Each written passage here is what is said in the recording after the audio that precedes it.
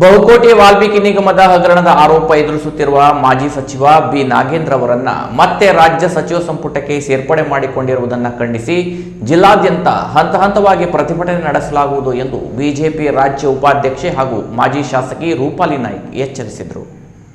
ನಗರದ ಪತ್ರಿಕಾ ಭವನದಲ್ಲಿ ಗುರುವಾರ ಸುದ್ದಿಗೋಷ್ಠಿಯಲ್ಲಿ ಮಾತನಾಡಿದ ಅವರು, ಪರಿಶಿಷ್ಟ ಪಂಗಡಗಳ ಕಲ್ಯಾಣಕ್ಕೆ ಮೀಸಲಿದ್ದ ಸುಮಾರು 186 ಕೋಟಿ ರೂಪಾಯಿ ಹಣವನ್ನು ಅಕ್ರಮವಾಗಿ ಬೇರೆ ಖಾತೆಗಳಿಗೆ ವರ್ಗಾಯಿಸಿದ ಆರೋಪ ನಾಗೇಂದ್ರ ಅವರ ಮೇಲಿದೆ. ಪ್ರಕರಣದ ತನಿಖೆ ಜಾರಿ ನಿರ್ದೇಶನಾಲಯ ಹಾಗೂ ನ್ಯಾಯಾಲಯದ ಹಂತದಲ್ಲಿರುವಾಗಲೇ ಅವರನ್ನ ಮತ್ತೆ ಸಚಿವ ಸಂಪುಟಕ್ಕೆ ಸೇರ್ಪಡೆ ಮಾಡಿರುವುದು ಖಂಡನೀಯ ಎಂದರು. ಹಗರಣದ ಹಿನ್ನೆಲೆಯಲ್ಲಿ ಈ ಹಿಂದೆ ಸಚಿವ ಸ್ಥಾನಕ್ಕೆ ರಾಜೀನಾಮೆ ನೀಡಿದ್ದ ನಾಗೇಂದ್ರ ಅವರನ್ನು ಮತ್ತೆ ಸಂಪುಟಕ್ಕೆ ಸೇರಿಸಿಕೊಳ್ಳುವ ಅಗತ್ಯವೇನಿತ್ತು ಎಂದು ಪ್ರಶ್ನಿಸಿದ್ದ ಅವರು, ಕಾಂಗ್ರೆಸ್ನಲ್ಲಿ ಸಮುದಾಯದ ಇತರ ಸಮರ್ಥ ನಾಯಕರೆದುರು ಆರೋಪ ಎದುರಿಸುತ್ತಿರುವ ವ್ಯಕ್ತಿಗೆ ಸಚಿವ ಸ್ಥಾನ ನೀಡಿರುವುದು ಜನರಿಗೆ ಮಾಡಿದ ದ್ರೋಹವಾಗಿದೆ ಎಂದು ಆರೋಪಿಸಿದರು. ನಾಗೇಂದ್ರ ಅವರನ್ನು ಸಚಿವ ಸಂಪುಟದಿಂದ ವಜಾಗೊಳಿಸುವಂತೆ ಆಗ್ರಹಿಸಿ ಬಿಜೆಪಿ ರಾಜ್ಯಾಧ್ಯಕ್ಷರ ನೇತೃತ್ವದಲ್ಲಿ ಪಕ್ಷದ ಶಾಸಕರು ಹಾಗೂ ವಿಧಾನ ಪರಿಷತ್ ಸದಸ್ಯರು ಅಧಿವೇಶನದಲ್ಲಿ ಹೋರಾಟ ನಡೆಸಲಿದ್ದಾರೆ. ಇದರ ಭಾಗವಾಗಿ ಆಗಸ್ಟ್ 18ರಂದು ಜಿಲ್ಲಾಧಿಕಾರಿ ಕಚೇರಿ ಎದುರು ಹಾಗೂ ಜಿಲ್ಲೆಯ ಪ್ರತಿಯೊಂದು ವಿಧಾನಸಭಾ ಕ್ಷೇತ್ರದಲ್ಲೂ ಹಂತ ಹಂತವಾಗಿ ಪ್ರತಿಭಟನೆ ನಡೆಸಲಾಗುವುದು ಎಂದು ಹೇಳಿದರು. ಜನರ ತೆರಿಗೆ ಹಣ ಹಾಗೂ ಪರಿಶಿಷ್ಟ ಪಂಗಡಗಳ ಕಲ್ಯಾಣಕ್ಕೆ ಮೀಸಲಾದ ಹಣದ ದುರ್ಬಳಕೆಯನ್ನು ಬಿಜೆಪಿ ಸಹಿಸುವುದಿಲ್ಲ. ನಾಗೇಂದ್ರ ಅವರನ್ನು ತಕ್ಷಣ ಸಚಿವ ಸ್ಥಾನದಿಂದ ವಜಾಗೊಳಿಸದಿದ್ದರೆ ಹೋರಾಟವನ್ನು ಮತ್ತಷ್ಟು ತೀವ್ರಗೊಳಿಸಲಾಗುವುದು ಎಂದು ರೂಪಾಲಿ ನಾಯ್ಕ್ ಎಚ್ಚರಿಸಿದರು. ನಾಗೇಂದ್ರ ಅವರನ್ನು ಪುನಃ ಅವರ ಸಚಿವ ಸಂಪುಟದಲ್ಲಿ ಅವರು ಸೇರ್ಪಡೆ ಮಾಡಿ ಈಗಾಗಲೇ ಸಚಿವ ಸಂಪುಟದಲ್ಲಿ ಅವರು ಮಿನಿಸ್ಟರ್ ಆಗಿದ್ದಾರೆ. ಅವರು ಮಾಡಿರುವಂತ ಬಹಳ ಹೇಯ ಕಾರ್ಯಗಳನ್ನ ಆಗಿನ ಸಿಎಂ ಆದಂತ ಸಿದ್ದರಾಮಯ್ಯ ಸರ್ ಅವರು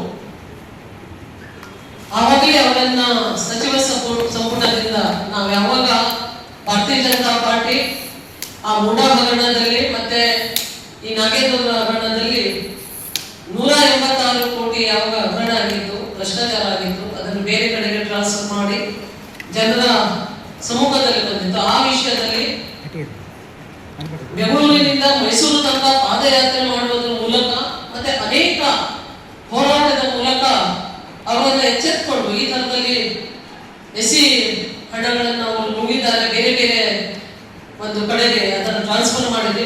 ಈಗಾಗಲೇ ಅದು ಇಡೀ ಇದರಲ್ಲಿ ಇದೆ. ಆದರೂ ಕೂಡ ಅವರನ್ನ ಪುನಃ ಒಂದು ಸಚಿವ ಸಂಪುಟಕ್ಕೆ ಅವಾಗ ವಜಾ ಮಾಡಿದ್ರು. ಅದು ಪುನಃ ಅವರನ್ನ ಈಗ ಸಚಿವ ಸಂಪುಟದಲ್ಲಿ ಡಿ.ಕೆ. ಶಿವಕುಮಾರ್ ಅವರು ಸೇರಿಸಿಕೊಂಡಿದ್ದಾರೆ. ಕಾರಣ ಏನು? ಎಸ್ ಸಿ ಅವರ ಫಂಡ್ ಅನ್ನ ಅವರು ಕೂಡ ಒಂದು ಕೋರ್ಟ್ ನಡೀತಾ ಇರಬೇಕಾದ್ರೆ, ಕೇಸ್ ನಡೀತಾ ಇರಬೇಕಾದ್ರೆ ಅಂತ ದೊಡ್ಡ ಹಗರಣವಾದ ಒಂದು 186 ಕೋಟಿ ರೂಪಾಯಿ ಹಗರಣವನ್ನ ಇವತ್ತು ಪುನಃ ಅವರು ಆ ಒಂದು ನಿಟ್ಟಿನಲ್ಲಿ ಅವರು ವಜಾ ಮಾಡಿದ್ರು, ಮತ್ತೆ ಸೇರಿಸ್ಕೊಂಡು ಈ ರೀತಿ ಎಲ್ಲ ಮಾಡ್ತಾ ಇರೋದು ಯಾವ ಇದಕ್ಕಾಗಿ ಸ್ವಾರ್ಥಕ್ಕಾಗಿ ಅಂತ ಅವರು ಹೇಳಬೇಕು. ಒಂದು ಅವರನ್ನು ಕೈ ಬಿಡಬೇಕಂತ ಹೇಳಿ ನಮ್ಮ ರಾಜ್ಯದ ರಾಜ್ಯಾಧ್ಯಕ್ಷರು ನಾಳೆ ಇವತ್ತಿನಿಂದ ಶುರುವಾಗುವಂತ ಅಧಿವೇಶನ ಮಂಡಲದಲ್ಲಿ ಹಾಗೂ ಇಳಿದು ಹೋರಾಟ ನಮ್ಮ ರಾಜ್ಯಾಧ್ಯಕ್ಷರು ಮತ್ತೆ ಅದರಲ್ಲಿರುವಂತ MLA-ಗಳು ಎಲ್ಲ ಇವತ್ತು ಹೋರಾಟ ಸ್ಟಾರ್ಟ್ ಮಾಡ್ತಾರೆ. ನಾವು ಕೂಡ ಜಿಲ್ಲಾದ್ಯಂತ ನಮ್ಮ ಹೋರಾಟವನ್ನ DC ಕಚೇರಿ ಮುಂಭಾಗದಲ್ಲಿ ಒಂದೊಂದು ದಿನ ಒಂದೊಂದು ವಿಧಾನಸಭಾ ಕ್ಷೇತ್ರವಾಗಿ ನಾವು ಕೂಡ ಈ ಹೋರಾಟವನ್ನು ಪ್ರಾರಂಭಿಸ್ತಾ ಇದ್ದೇವೆ ನಾಡಿನಿಂದ. ಕಾರಣ ಇಷ್ಟೇ, ಅವರದೇ ಸಮಾಜದ ಜನರು ಬಹಳಷ್ಟು ಜನ ಕಾಂಗ್ರೆಸ್ ನಲ್ಲಿ ಇದ್ದಾರೆ.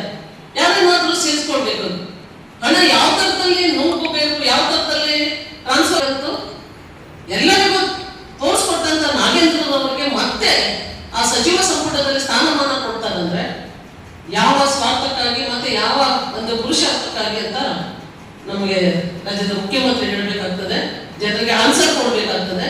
ಈ ತರದಲ್ಲಿ ನೀವು ಸಚಿವ ಸಂಪುಟ ರಚನೆ ಮಾಡಿದ್ರೆ ಅಂದ್ರೆ ಜನರಿಗೆ ಏನ್ ಮುಖ ತೋರಿಸ್ತೀರಾ?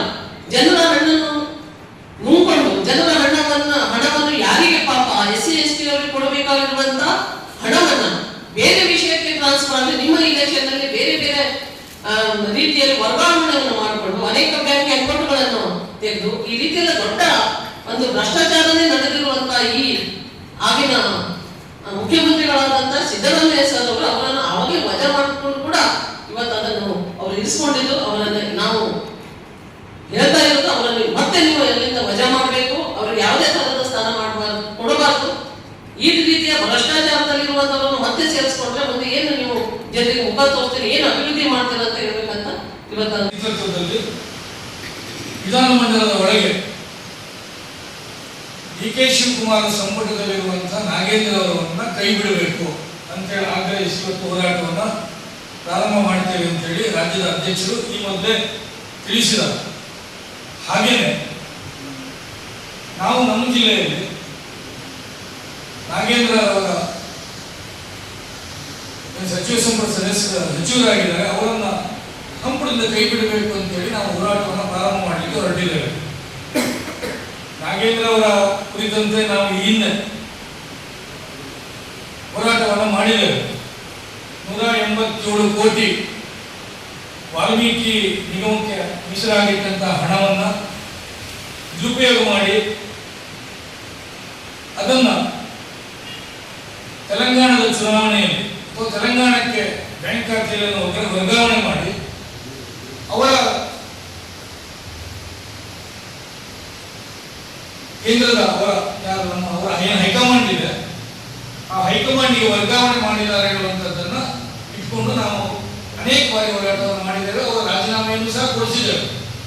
ಇವತ್ತು ಆ ರಾಜೀನಾಮೆ ಕೊಟ್ಟಂತ ವ್ಯಕ್ತಿಯನ್ನ ಸಂಪುಟದಲ್ಲಿ ಸಚಿವರನ್ನಾಗಿ ಮಾಡ್ತಾರೆ ಅಂತಂದ್ರೆ ಇದೇನು ಅನಿವಾರ್ಯತೆ ಇದೆಯಾ ಅಥವಾ ಯಾವ ಪುರುಷಾರ್ಥವನ್ನು ಇಟ್ಕೊಂಡು DK ಶಿವಕುಮಾರ್ ಅವರು ಅವರನ್ನ ಸಚಿವರನ್ನಾಗಿ ಮಾಡ್ತಾ ಇದ್ದಾರೆ, ಅವರಿಗೆ ಒತ್ತಡ ಇಲ್ಲ.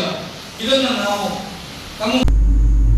ಸುದ್ದಿಗೋಷ್ಠಿಯಲ್ಲಿ ಬಿಜೆಪಿ ಜಿಲ್ಲಾಧ್ಯಕ್ಷ NS ಹೆಗಡೆ, OBC ಮೋರ್ಚಾದ ರಾಜೇಂದ್ರ ನಾಯ್ಕ್, ನಯನಾ ನೀಲಾವರ, ನಗರಸಭೆ ಮಾಜಿ ಅಧ್ಯಕ್ಷ ರವಿರಾಜ್ ಅಂಕೋಲೇಕರ್, ಮನೋಜ್ ಭಟ್, SC ಮೋರ್ಚಾದ ನಂದನ್ ಬೋರ್ಕರ್ ಸೇರಿದಂತೆ ಪ್ರಮುಖರು ಉಪಸ್ಥಿತರಿದ್ದರು. Canara plus news Karwar.